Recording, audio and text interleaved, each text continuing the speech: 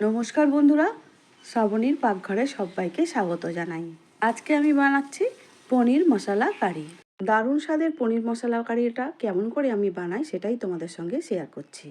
প্রথমেই একটা মিক্সিং জারের মধ্যে একটা বড় সাইজের টমেটোকে ছোট ছোট টুকরো করে নিয়েছি। তারপর একটা বড় পেঁয়াজ, সেটাও টুকরো করে নিয়েছি। 4 থেকে 5টা কাঁচা লঙ্কা দিয়ে দিলাম, দিয়ে খুব ভালো করে একটা মিহি পেস্ট বানিয়ে নিলাম। এবারে যে পনিরটা নিয়েছি, পনিরটা আমি নিজের ইচ্ছে মতো পিস করে নেব। তোমরা চাইলে চৌকো করেও পিস করে নিতে পারো।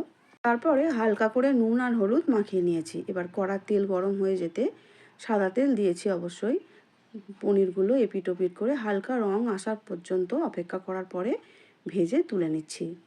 আজকে এই রেসিপিটা করার জন্য গরম জলে নুন দিয়ে পনিরগুলো রাখলাম না, এমনিই করে নিয়েছি। তাতেও কিন্তু দারুণ নরম হয়েছিল।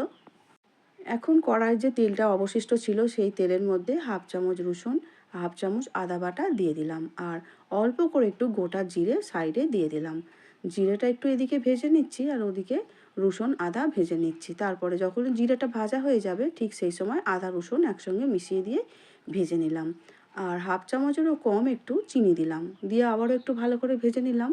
যখনই আদা রসুন ভাজা হয়ে যাবে সেই সময় পেঁয়াজ, টমেটো আর কাঁচা লঙ্কার যে পেস্ট বানিয়েছিলাম সেই পেস্টটা আমি দিয়ে দিলাম।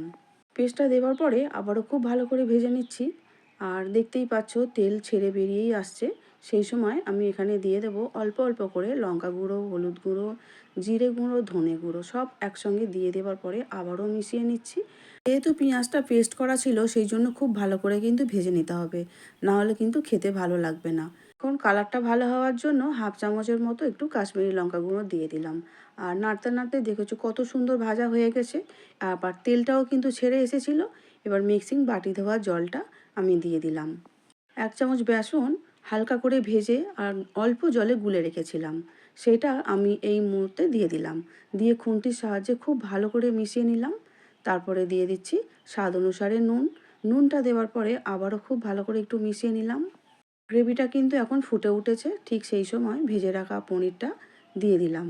দিয়ে অল্প করে আবার একটু নাড়াচাড়া করে মিশিয়ে নিচ্ছি। বন্ধুরা, তোমরা যারা এখনও পর্যন্ত আমার চ্যানেলটিকে সাবস্ক্রাইব করোনি তাদের কাছে আমার একান্তই অনুরোধ, প্লিজ শ্রাবণীর পাকঘর চ্যানেলটিকে সাবস্ক্রাইব করে বরাবরের জন্য আমার চ্যানেলটির পাশে থেকে যাওয়ার। সবশেষে দিলাম অল্প একটু গুঁড়ো গরম মশলা।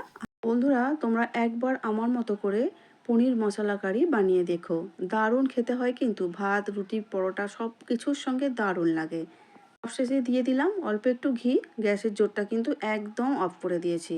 আর ঢাকা দিয়ে রেখে দেবো স্ট্যান্ডিং টাইম 5 মিনিটের জন্য। 5 মিনিট পর ফিরে এলাম। তারপর একটা সার্ভিং বোলের মধ্যে তুলে নিচ্ছি। আমার এই রেসিপিটা কেমন লেগেছে তোমরা অবশ্যই সুন্দর করে কমেন্ট করে জানিও।